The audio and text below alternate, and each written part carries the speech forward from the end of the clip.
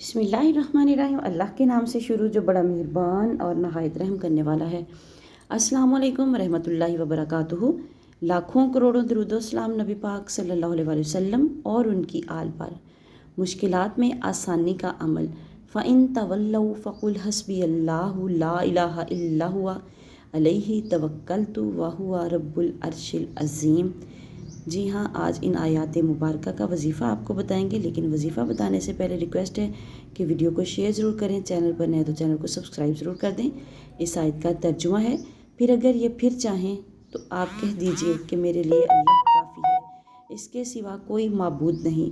इस पर भरोसा किया जो अर्श अज़ीम का रब है।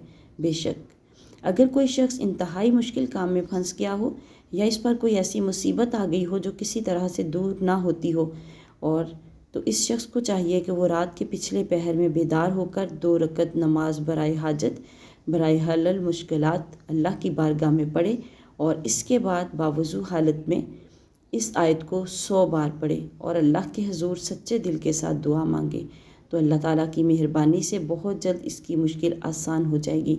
इसलिए अक्सर आमलों ने इस आयत को दीनी और दुनियावी मुहम्मात से निजात हासिल करने के लिए बड़ा मौसर पाया है।